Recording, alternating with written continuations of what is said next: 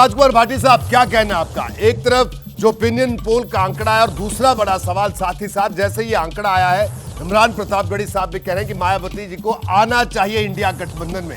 क्या आप भी ऐसा चाहते हैं?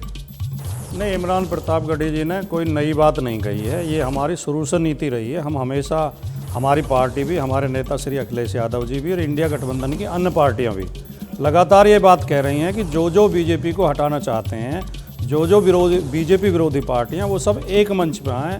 हमारी कोशिश है कि हम एनडीए के खिलाफ हर सीट पे एक कैंडिडेट दें। तो ये तो हमारी पुरानी पॉलिसी है और हम चाहते हैं कि जो बीजेपी के विरोधी हैं वो हमारे साथ आएँ। अब ये बहन जी को तय करना है कि वो विरोधी हैं या समर्थक हैं। दूसरे जो अभी अजय आलोक जी कह रहे थे, आपने उनकी बात पर शायद ठीक से गौर नहीं किया। वो एक बड़ी गंभीर बात कह गए कि वो एग्जैक्ट पोल में भी विश्वास नहीं करते। वो तो केवल रिजल्ट पे ध्यान रखते हैं, वो तो नतीजों पे विश्वास करते हैं। यानी पोल कुछ भी हो, नतीजे ये मैनेज कर लेंगे।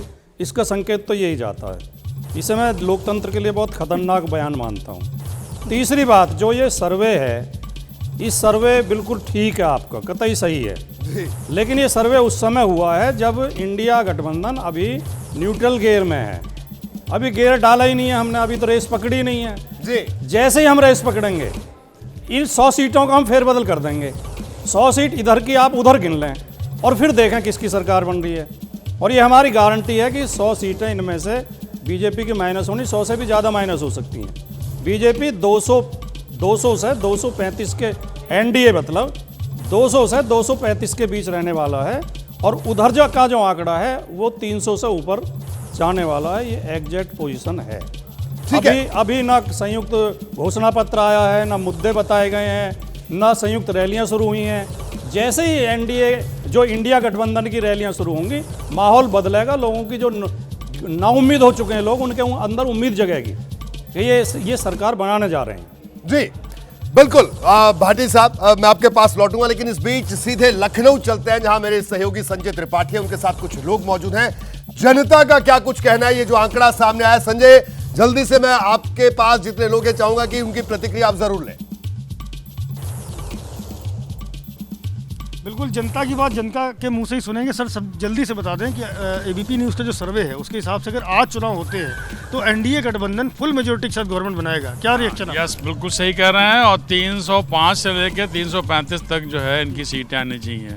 उसका रीज़न जो है सबके सामने है। जो ये काम हो रहे हैं, जो इंफ्रास्ट्रक्चर का काम चल रहा है, जो मोदी जी के नेतृत्व में सब सड़कों का जाल फैला हुआ है हर जगह, जो है मतलब लोगों का ये कहना है कि आज की तारीख में जिसका काम नहीं हुआ है वो कभी नहीं हो सकता। सर, क्या लगता है ये जो बम्पर जीत मिलती दिख रही सर्वे में, क्या रीज़न आपको नजर आता है? ये जो जीत दिख रही है, ये इसका मेन कारण है कि 9 साल में देश का बहुत ही विकास हुआ है।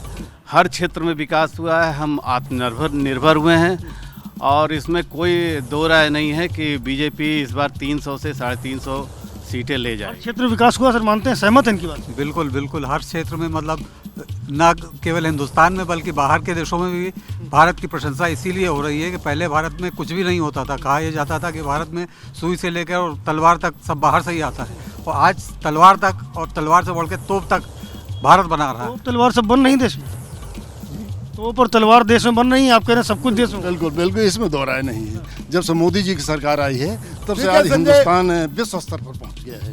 बिल्कुल, छोटी छोटी चीजें जो संजय, आपका बहुत बहुत शुक्रिया। जनता की बात भी हम चाहते थे कि हम जरूर अपने इस कार्यक्रम में रखें।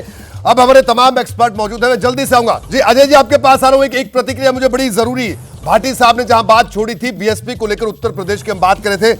मैं प्रदीप जी आपसे इस बात की शुरुआत करूंगा। देखिए, अगर अभी जो सर्वे सामने आया, उत्तर प्रदेश की जो तस्वीर सामने आई है, भाटी साहब कह रहे हैं कि हम तो चाहते हैं कि सब लोग आ जाएं, लेकिन बीच में खबरें आई कि सपा विरोध भी कर सकते हैं। लेकिन अगर मायावती अकेले चुनाव लड़ती हैं और कांग्रेस लगातार ये बात कह रही है, तो जो एंटी बीजेपी वोट से उनका डिवाइड होना तो तय है। नहीं, देखिए रोहित जी, अगर कांग्रेस, सपा, बसपा, आरएलडी चारों मिलते हैं तो ये एक फॉर्मिडेबल कॉम्बिनेशन बनता है।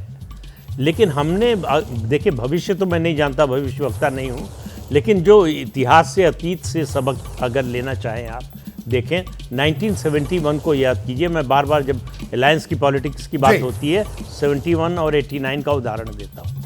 71 में इसी कैलकुलेशन में कि कांग्रेस को कभी 50% या उससे ज्यादा वोट नहीं जी। मिलते, उसके खिलाफ पड़ते हैं 50% से ज्यादा वोट। हम अगर सब मिल जाएं तो हम कांग्रेस को हरा सकते हैं। ग्रैंड अलायंस बना था, बड़ी बड़ी पार्टियां थी, मल्टी स्टेट पार्टियां थी, जी। बड़े नेता थे। नतीजा ये हुआ, बम्पर मेजॉरिटी मिली इंदिरा गांधी को, कांग्रेस पार्टी को। तो बात फिर देखिए, जब भी चुनाव की होती है, केमिस्ट्री और अर्थमेटिक की बात होती है। अर्थमेटिक बड़ा लुभाती है, केमिस्ट्री पता नहीं चलती क्योंकि वो ज़मीन पर होती है। तो केमिस्ट्री अगर बन जाए, अगर ये पार्टियां इकट्ठा होती हैं, उनकी केमिस्ट्री बनती है, तो परिवर्तन निश्चित रूप से हो सकता है। ये कोई नहीं कह सकता कि असंभव जी। है, कि ऐसा हो नहीं सकता।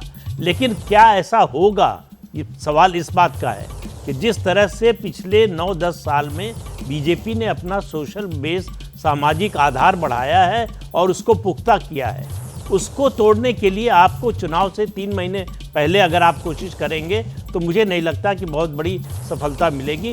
उसके लिए लंबे समय तक जमीन पर काम करना पड़ेगा। जैसे ही घड़ी का काटा दोपहर 2:30 पे आए, बबीता जी का दिल सास बहू साजिश के लिए मचल जाए। और ये है इनकी बहू, पूरे दिन ऑफिस की टेंशन हो जाए गॉन जब ये करें अपना फेवरेट शो फ्री टाइम पे ऑन।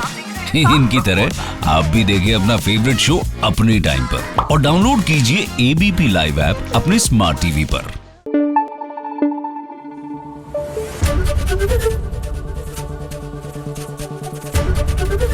एबीपी न्यूज आपको रखे आगे।